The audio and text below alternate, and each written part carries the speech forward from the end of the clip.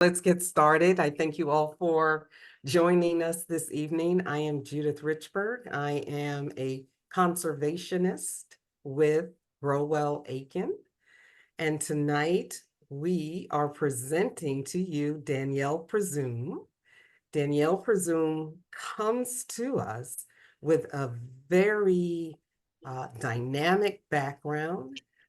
She's very humble in her experience, and so I have a very brief bio. And as we speak with her, I'm sure more will come out. So make sure you chime in with questions and stay for the entire hour, because this is for you, those of you who are on the call. So Danielle Presume is a trained doula, certified community herbalist, and lead agricultural and educational facilitator for Grow Well Aiken County. As the owner of Blossoms Healing LLC, she encourages holistic wellness by way of herbal medicine, prayer, exercise, education, and healthy eating. To sum up her mission, she always says she is calling on all to blossom. Thank you for that, Danielle. We welcome you and we invite you to the platform to present in the way that you wish to present. And we will be here. I will be listening in and very anxious to ask you a few questions. So I already have a couple ready. Nice, nice. Thank you so much. Thank you so much, Miss Judy. Thank you for having me. I'm part of the family, so I'm glad to come anytime to share my journey, share my story, and share what I know. So I will be sharing, just to give a background about my story, because I will be talking about herbs, I'll be talking about gardening and all of those things, but I also want to share my story for those who may want to go down the path of herbalism or just growing. And my focus today, I will talk about herbs, like I said, but it's more so of if you can see yourself gardening, if you can see yourself as an herbalist or just doing better with your health. I just want to share my story as an encouragement, because I get a lot of people who are discouraged or who feel like they can't do the things that I do when it's simple. It's pretty simple if you just go with the basics and just start from what you have. So yes, I am a certified herbalist. I began my journey. It was a personal journey because of some health issues I was having, some chronic health issues I was having, and I was going to the doctor, and the medicine that was being prescribed was doing more harm in other areas than it was good. So after, just some horrible side effects, I did a whole body cleanse, and I just started from scratch. And I started my herbalism journey, just learning herbs one at a time. So that's one of the first nuggets I have if anyone is interested in seriously pursuing herbalism, is just start with one herb at a time. My very first herb, which was actually a root that I started to study, was maca root. And when I say study, basically researching for my personal gain. And what happens is when I started to research herbs one at a time for personal gain, I was able to efficiently answer questions from other people. When I started bringing all of my herbs to work, I would bring powdered herbs to put in orange juice, shake up. I would get up from my desk twice a day to go make tea. And I'm doing this daily, so that brought attention. And then eventually that grew into other people asking, well, hey, do you have a herb for high blood pressure? Do you have a herb for diabetes? And that's literally the first two questions I had. I ended up making, based off of my own research, based off of what I know, I ended up making supplements for a coworker's family. They worked, they were in awe, and it was just on and popping from there. And so after that, I have a background in nursing. I have a background in just the medical field as far as schooling and training is concerned. So I know the seriousness of just not just giving people anything. So I decided that I wanted to become certified. I wanted to be legit. I needed somebody who knew about herbs, who can help me with the safety side, with the business side. So I went ahead and got certified in 2018 as a certified community herbalist with an organization called Indigenous Remedies. That journey then began to open up doors for womb health, womb care, and that's what opened the door for me to become a trained doula eventually. So that came later on down the line. But I just kind of want to give an idea of how my journey began and how it's coming full circle now. So as a part of becoming certified, I'm certified generally as a community herbalist, but I'm also certified as an emotional wellness facilitator. As a womb, a well womb, basically, I'm certified specifically for womb health, womb herbs, womb care, and of course, as a doula. So my research is ongoing, just like with the doctor. They say the doctor is practicing medicine. I am practicing herbs, so I'm constantly studying, constantly, seeing what works, what doesn't work, learning about interactions with drugs and if you have conditions, what herbs are good or not good. So that's where I'm at as an herbalist. I'm always going to be one. And as more so when I became a doula, I learned that the importance of advocacy and the empowerment with information. And that began to carry over into herbalism. So right now, I am not that herbalist that you can come to and just say, basically treat me as like a medical doctor in traditional medicine, where you can say, hey, can you give me something real quick for this or that? No, I am more so of, we're going to get educated.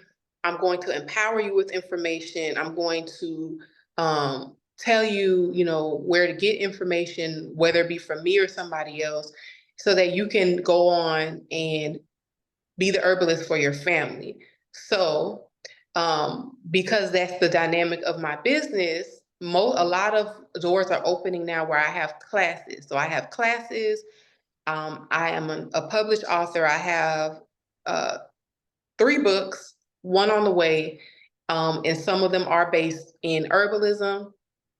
And that is another way, another avenue for me to be able to get that information out. Again, I'm big on advocating. So I'm advocating for, your knowledge when you're going to the doctor, where they just can't tell you anything, just give you drugs and send you on your way. I'm helping you and empowering you to ask the right questions, to get the answers you need so that you can make the best decisions for your health. And I am also empowering and advocating for not just with herbs, but with food. So I'm going to get into that a little bit later when I go into talking about Grow Well. So I'm going to segue, I guess. I don't want to talk too much about myself, but I just want to give you some more information. And then I want to take some questions about herbs and then possibly get into Grow Well. One thing I will say, because I want to talk about how I got into gardening so I can connect the dots. So I started as an herbalist.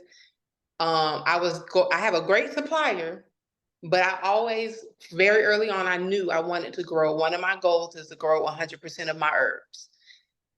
Some herbs I don't really too much want to handle, like stinging nettles, because they literally sting when you harvest them. But that's another conversation. But for the most part, I do want to grow my own herbs, and I want to grow, harvest, and distribute them. So when I prescribe herbs, I want to say, hey, I grew these with my hands.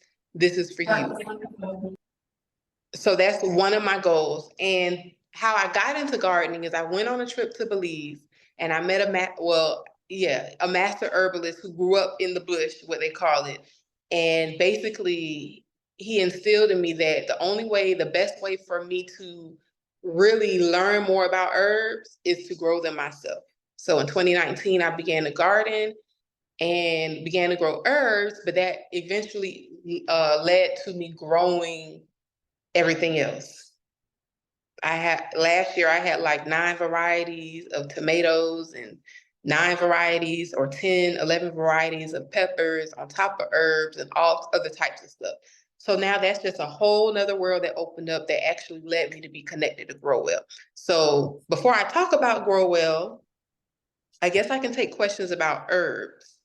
If anyone has any questions about herbs or even like holistic health or anything like that. If you have a question, just go ahead and unmute. And we welcome your question.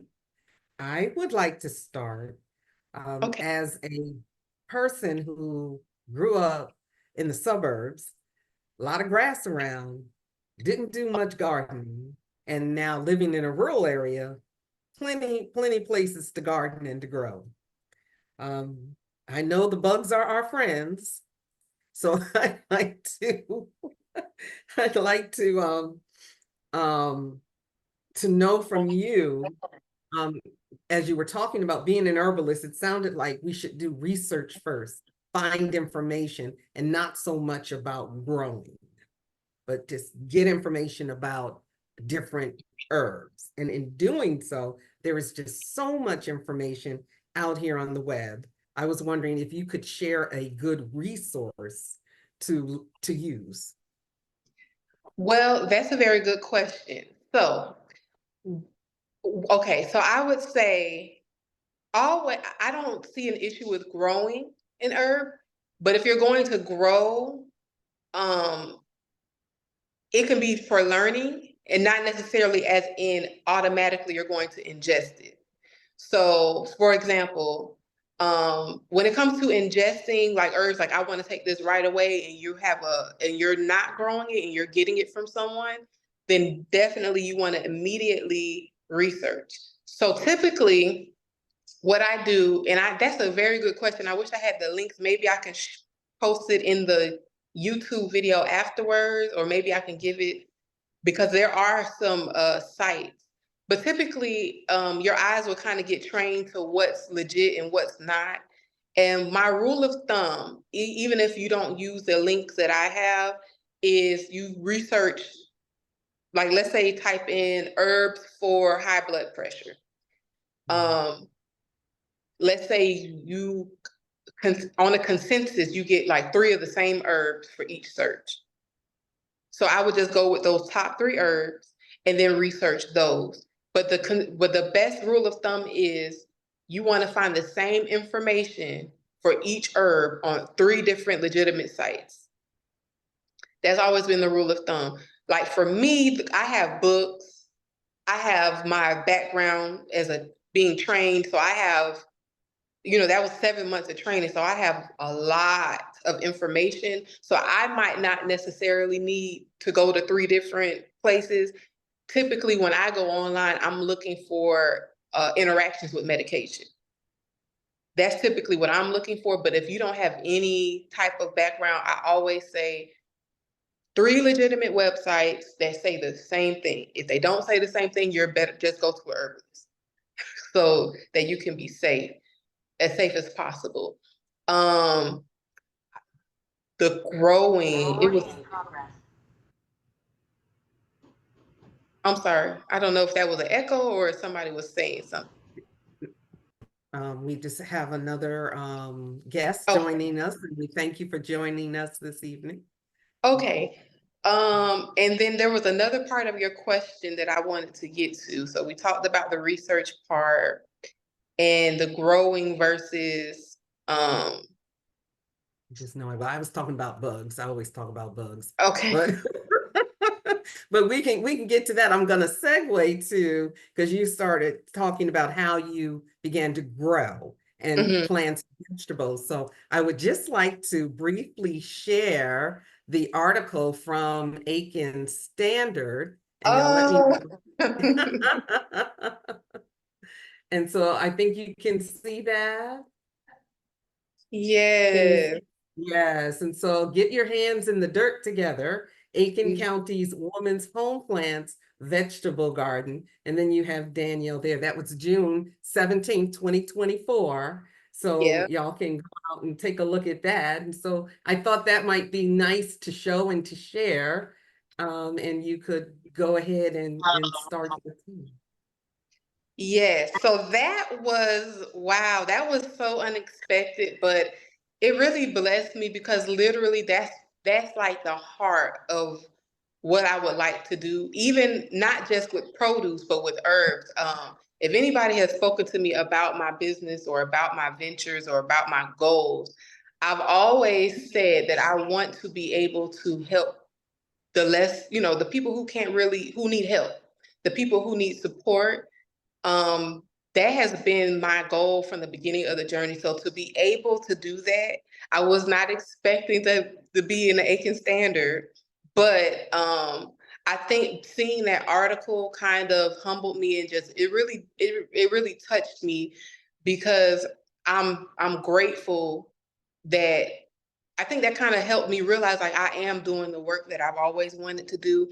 And I could thank Grow Well for that, for connecting me to be able to do that. So yeah, so and then that goes to show that, growing is for anybody and everybody.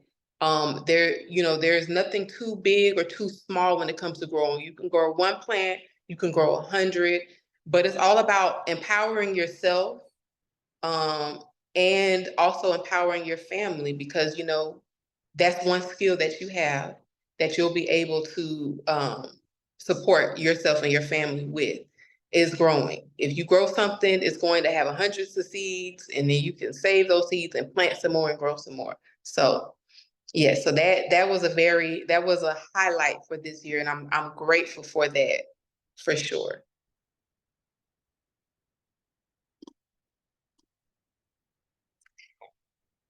So I guess I can kind of go into, I want to make sure everybody can hear me, but I want to go into, I guess I can go into Grow Well and we can circle back to the herbs.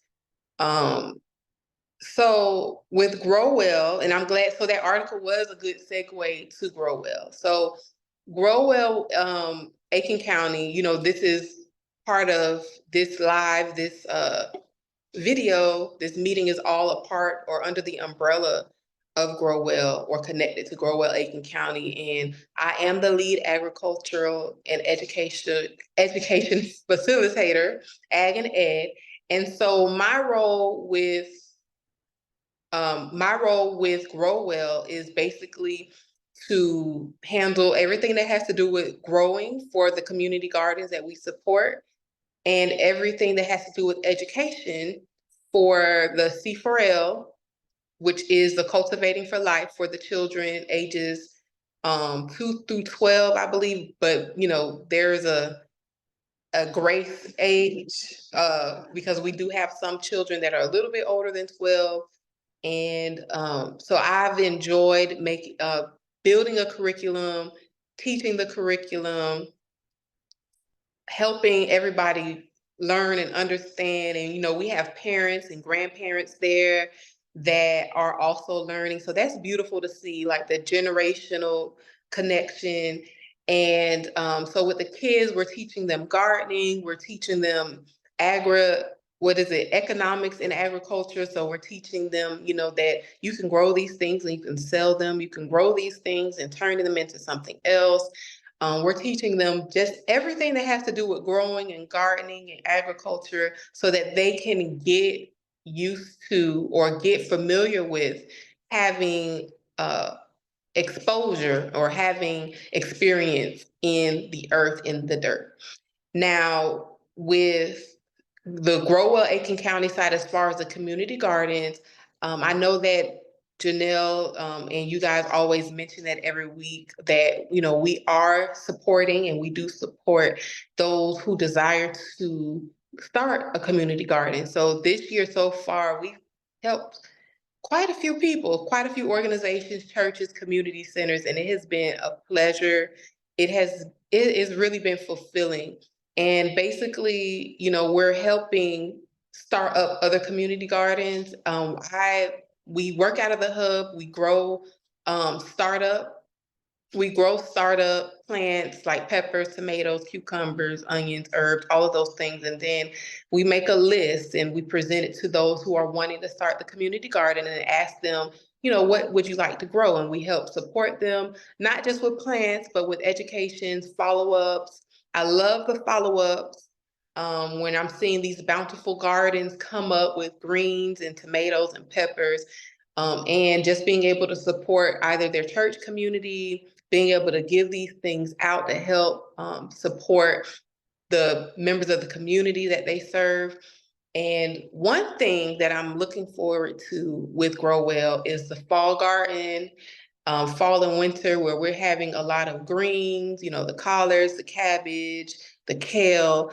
And I hope to, even between Blossoms Healing and Grow Well Aiken County, to at least support one person or organization who would like to cook for the homeless. I know some organizations that I'm connected to do cook for the homeless. I know some individuals cook for the homeless. So one of the things that I'm interested in doing, and I actually plan to start up some seeds soon for that, is, you know, if you want to cook for the homeless, I'm going to go ahead and start up some collard greens, some kale, some cabbage.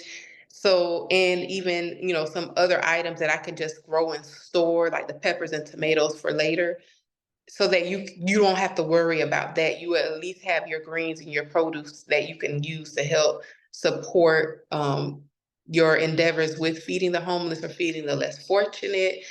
So that's one thing that I am looking forward to with Grow Well Aiken County. And then in the fall, which is basically in another month or so, I believe August or September, we're going to resume Cultivating for Life. And we will start with having something like a farmer's market to help the kids understand, because we've been growing. They've seen how to plant seeds, they've seen how to grow them, they've seen how to care for them, they've learned about pollinating. So now we want to go to the other side of that, which is harvesting. And then what are we going to do with the harvest? So I'm hoping to have maybe some classes where they're seeing how to cook these things and seeing the option that they have to make a living or make some type of income off of what they grow. So that's some other activities that we do have with C4L, and that I'm looking forward to doing with Grow Well. Now, I know I'm not sure if there is anyone who would have questions about Grow Well, but I would be happy to answer those as well.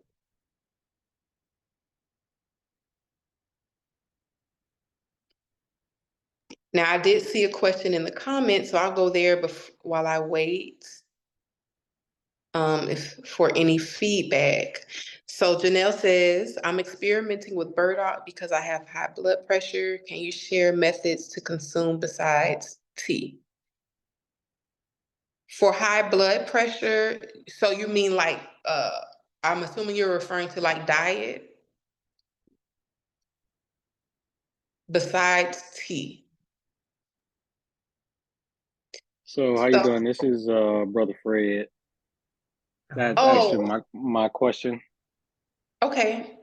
And so I'm purchasing burdock root from the Asian market to prepare as a tea to help me gradually move away from medication for high blood pressure. Mm-hmm. And basically, I'm shaving the bark, and I'm using the meat of the root and Mm-hmm. steeping it in hot water. I'm just kind of curious, are there any other kind of ways I can use it besides the tea? Okay, okay, I understand now. So, well, first, okay, so rule of thumb, I'm not sure when you say steeping, I know you want other options besides tea, and we'll get to that, but I just heard something. I want to make sure you're preparing it properly when you do drink it as a tea. Hmm. So with the burdock root, any roots, you're not just steeping, you have to boil the root to get the medicinal properties out of it. Okay. I'm So not doing that right now. yeah, so Okay. you're not, if you're not boiling it, you're not going to get the full effect of the of that item. So roots, barks, things that are typically, you know, heavier, you definitely want to boil. And when I say boil, we're talking about at least 15 minutes of boiling. and it covered. So you would have to put, you know, enough water in a high pot to allow for it to boil without boiling over. And then like, as far as the measurements and everything, the proportions, it just depends on how much root you have. Yeah, so that's one. Now, the other option, if you're getting fresh burdock, then you would have the other things that you can do with it is to dry it out. You would dry it out and you can put it in like a coffee grinder. And you can, if you have like a tea, not tea, or juice, orange juice, smoothies, you can grind it into a powder, and you can put 1 or 2 teaspoons of the burdock root in a smoothie. I would probably say more like 1 teaspoon into a smoothie and ingest it that way. Or you can get a capsule machine, and I'm going to step over here and grab mine so you can see.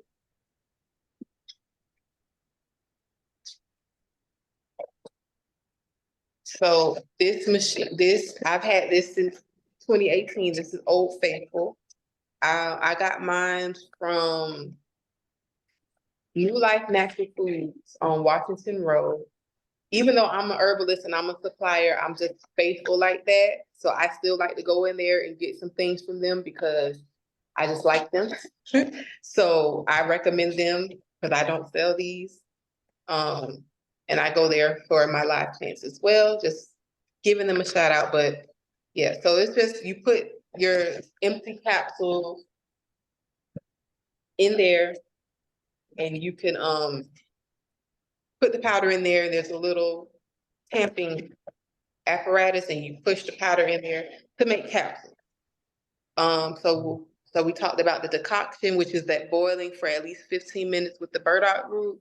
Then you can also grind it in a powder and either put in capsules or put into smoothies. Thank you. Now, should I boil it? And if I'm going to grind it, should I boil it first, then grind it, dry it out, then grind it? No, so if you're going to ingest the entire plant, which would be the capsules or the smoothie, you won't need to boil it because you're going to get all the medicinal properties by ingesting the entire plant. Okay. Thank you so much. You're welcome.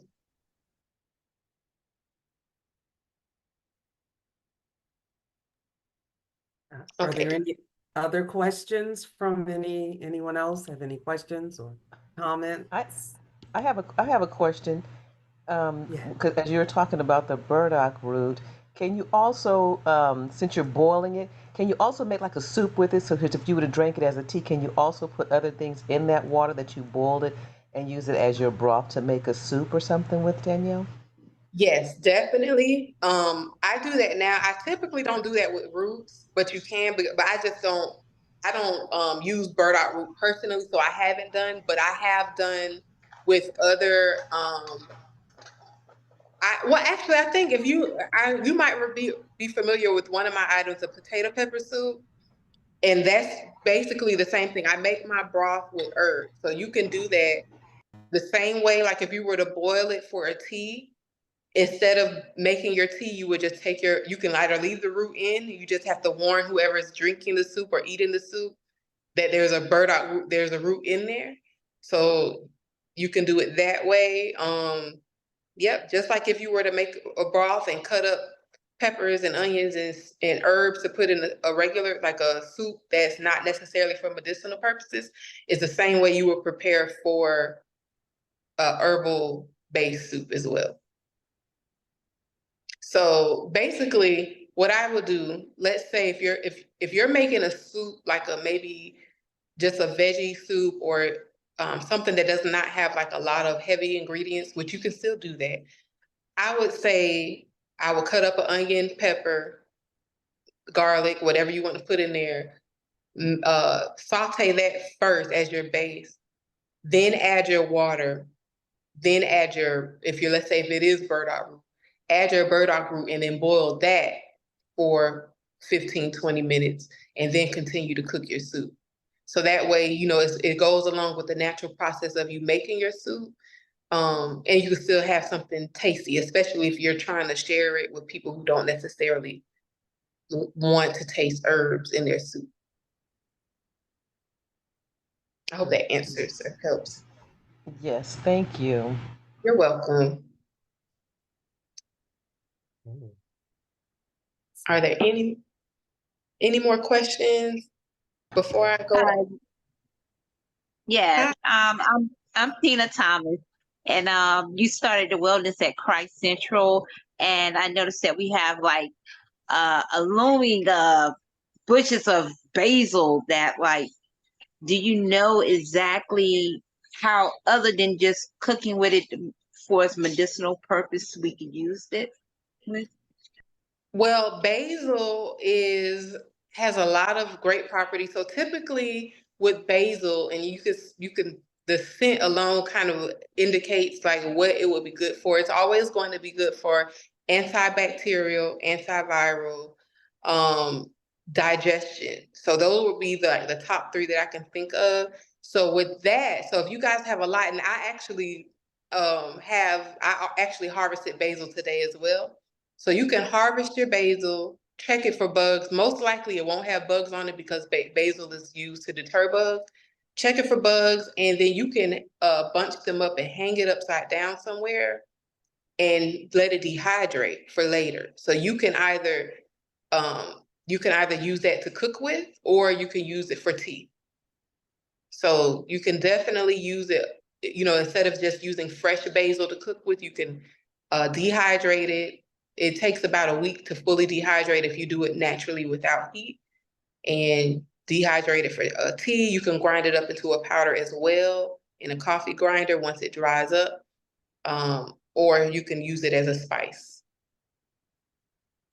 Well, that's exactly what we have done so far. I dehydrated some and chopped them up. Um, can you use it as like medicine you could apply over wounds? I'm not for certain because I know you said this has something you can use it to cure bacteria or something. Yes. So what I was referring to is, I'm not sure. I haven't, like, that will be one thing I would look up. I'm sure you can use it for wounds, but because of the fact that if it has antibacterial properties for ingestion, which was what I was referring to, it would have some benefit, but there are some herbs that are better for topical use than others. And I'm not sure that basil is one that is best for topical use. But if necessary, that's a good piece of information to have in your toolkit to know that it could possibly be used for that.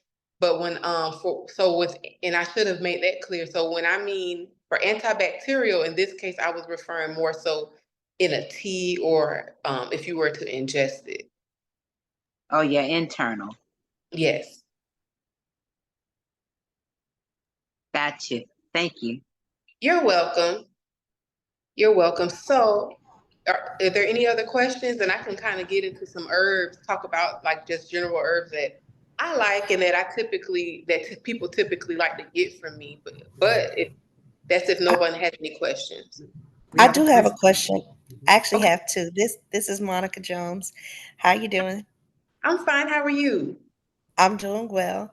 Good. I wanted the first question, if you would not mind expounding on what you alluded to as it relates to basil. You said you could tell its uses by virtue of its scent or its fragrance. Can you expound a little bit more on that? And there was another gentleman that said he was using the burdock root in lieu of medication Blood pressure. for high blood pressure. Yes. Mm-hmm. So we do know plants are medicine. Mm-hmm. Do you have any suggestions, or is there a goal to be able to create uh, a food as medicine pharmacy throughout the areas for common illnesses that plague our communities, such as high blood pressure and diabetes?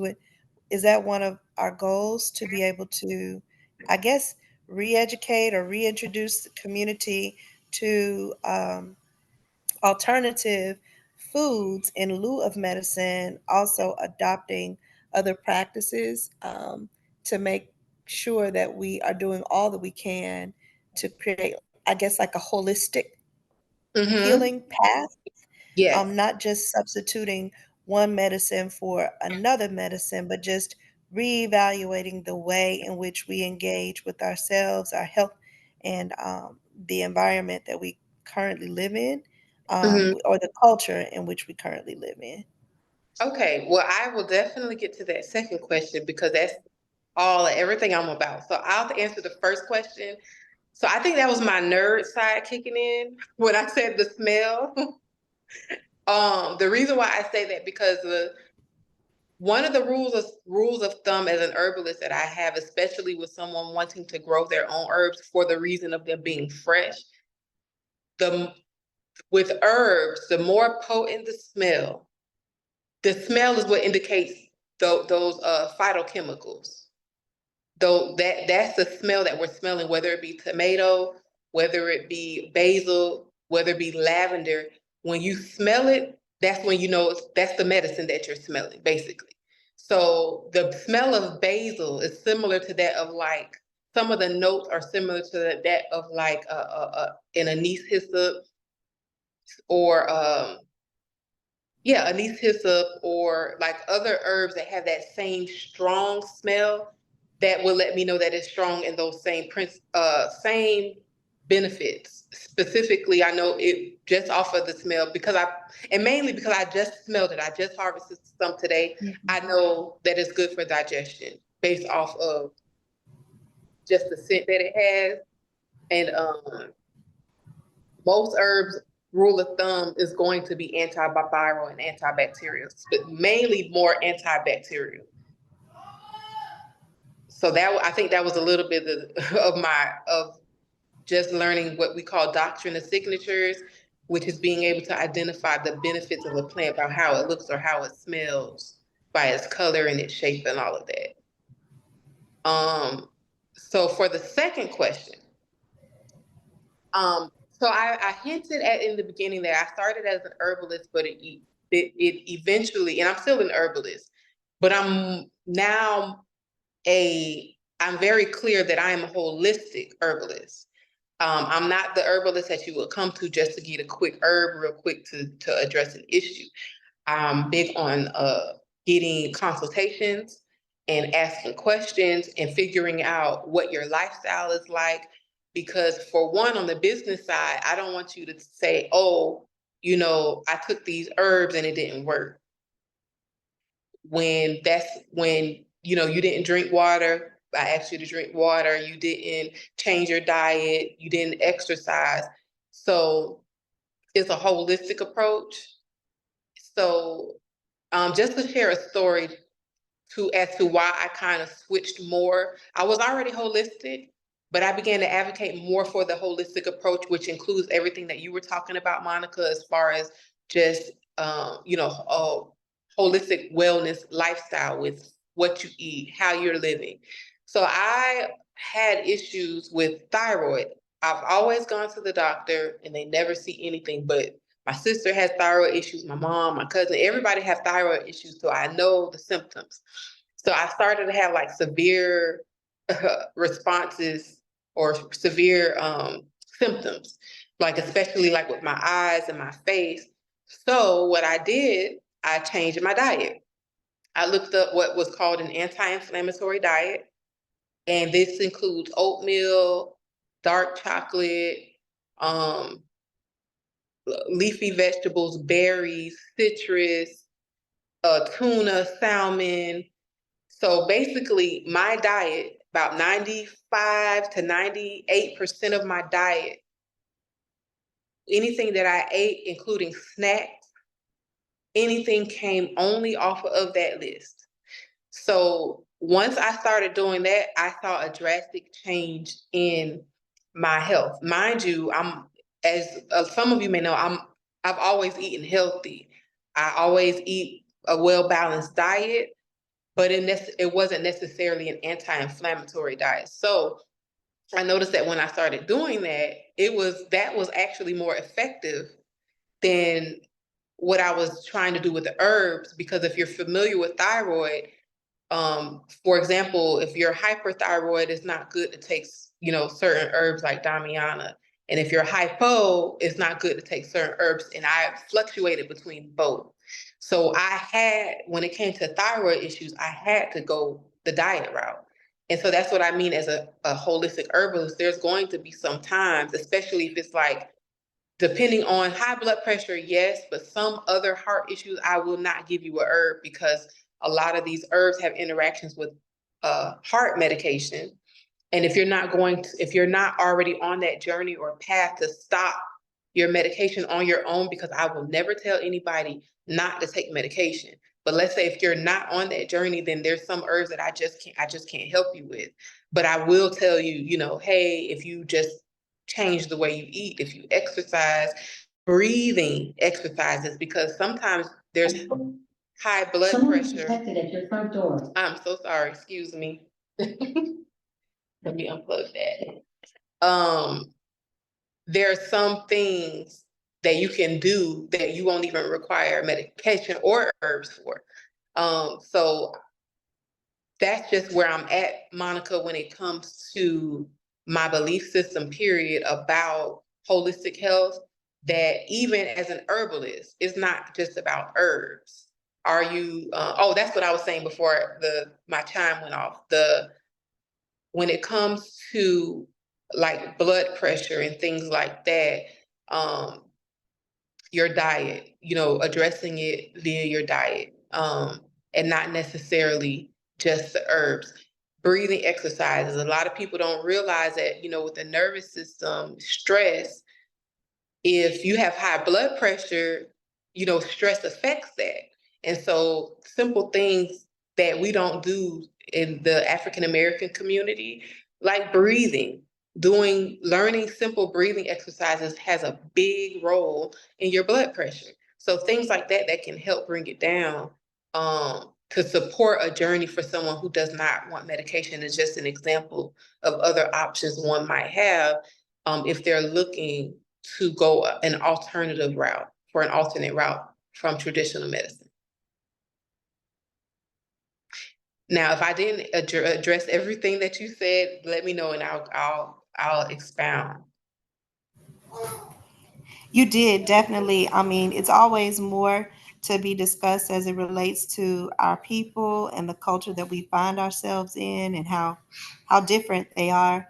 But it is one of my heart's goals to be able to educate and by lived example, lived experience, and by example, and to lift as we climb, to teach as we learn, so that we will be able to effectively change, present incremental changes in our Yeah. communities, because what we're doing right now is slowly killing ourselves, some more rapidly than others, but this entire construct in which we live is one that is not conducive to optimal health. Even Right. like you said, the breathing exercise as well. You may be able to get your breath down, but if you live in a chronically stressful situation because of whatever your home life is or your work environment, you can be the best you can have the best breath control. Oh, you muted yourself. Okay. Oh, I just wanted to say, just cumulatively over time, it could be stressful. Just being a woman in America, a Black person in America, that's stressful in and of itself. So Yep. we have some things that we have to evaluate, that if we can, things within our control that we can control, I would like us to address and then do control that. Being able to bring this information to the forefront in our communities and non-traditional settings. Like, how amazing would it be if during our church gatherings we also have a health minute or a breathing session while our children are in school, so they can learn Yeah. how to handle themselves, or our children, instead of having an expectation of packing chips and snacks for lunch, packing fruits and vegetables for lunch, and crunchy kale instead of crunchy potato chips for a snack. Just those little changes that, if we can reevaluate what we do and why we do, then again, a little bit here and a little bit there will be able to create overall change. But I think we can't Definitely. wait on anybody. That we are the the help that we are seeking. We have the answers. No one else is going to make our path straight. Yeah, that is so true. And that goes back to, in the beginning, I've said calling all the blossom. I'm not just here to just give out, one-time nuggets. I'm hoping to plant seeds to cause others to grow and to blossom in the information. And yeah, so one of the latest books that I have is called Our Body, Our Temple. It's part of a series, or will be a part of a series. And it's Hodos.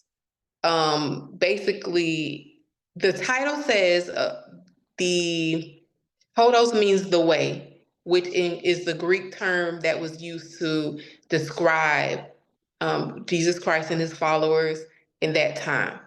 And even though, I am a believer, the book is for everybody, because I want there to be an understanding that, living in a capitalistic system in a nation that has a certain type of culture that's very fast paced, that does not leave room for one to slow down, to be mindful of their health holistically, because they're just trying to keep up with everybody else. It's kind of a reminder that, hey, there is a way of life that you can have that will support your wellness. And it's also a wake-up call that way of life of holistic healing and health will force you, or make you have to pull out of basically the rat race.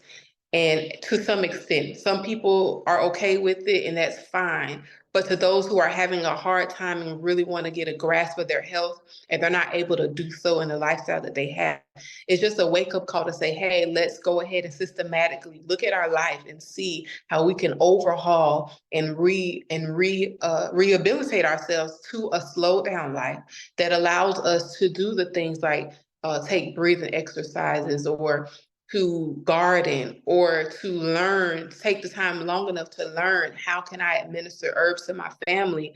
How can I get off this blood pressure medication if I desire to do so? How can I get off the blood sugar medication if I desire to do so? How can I regulate my nervous system if that's something that I desire to do? So that book is actually part of a training course, but I just made it available as a book for those who do not have the means to take the training course.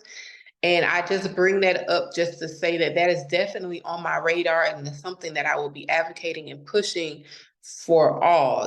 Of course, as an African American woman, I myself know the struggles that we have.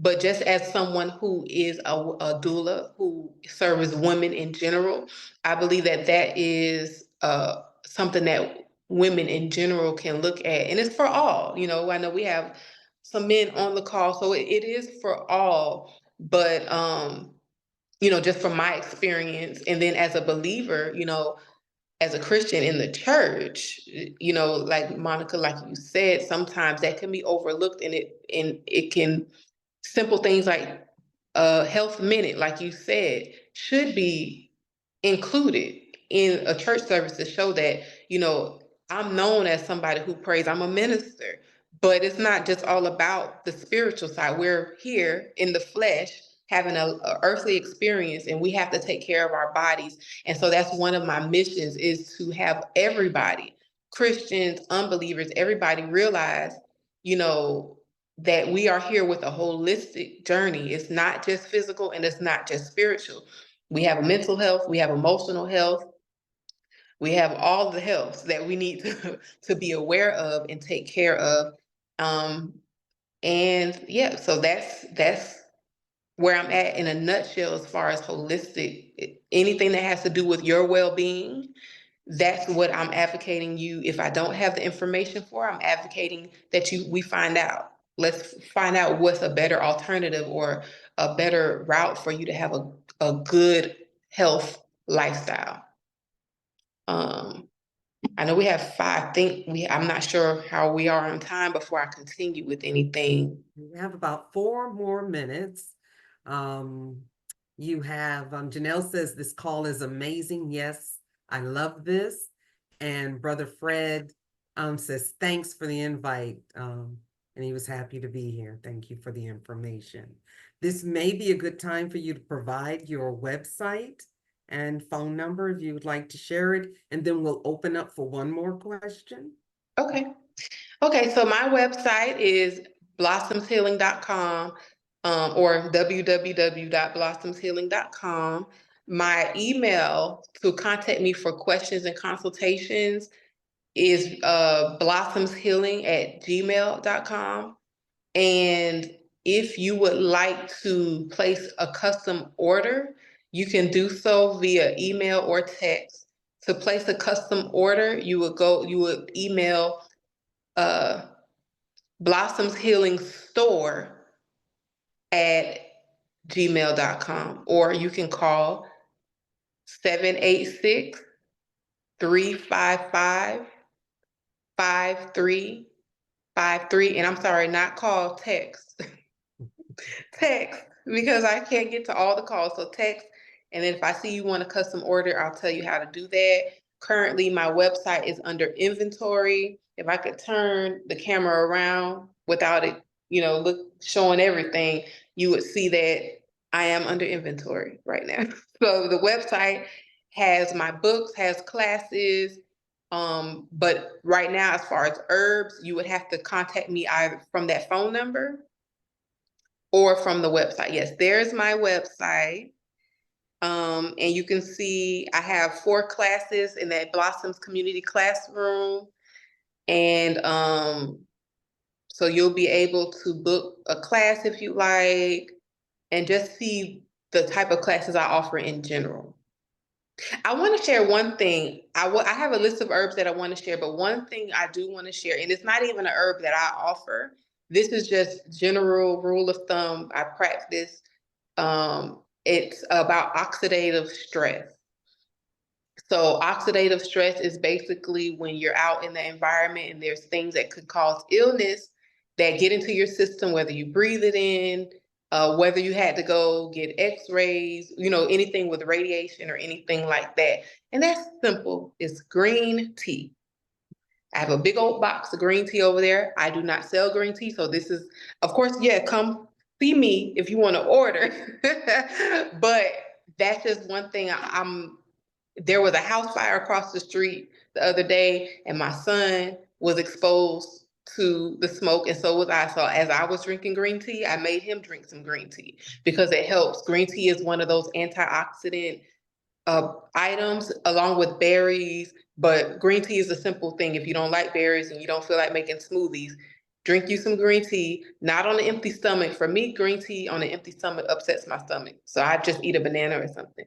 But drink some green tea. Drink it daily. It works. Help combat that oxidative stress and prevent sickness and illness and all of those things. We are coming to the top of the hour. That was a great closing moment.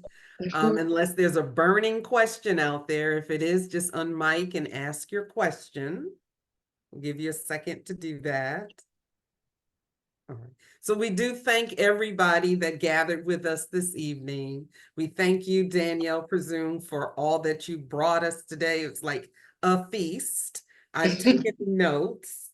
And I just want to say that certainly you are fulfilling the calling for all of us to blossom. And so y'all head on over to Blossoms Healing LLC. The website is in the chat, blossomshealing.com. We'll post underneath, this will all be posted on our website as well. And our website is Grow Well Aiken County. Grow Well, it's growwellaikencounty.net. Again, growwellaikencounty.net.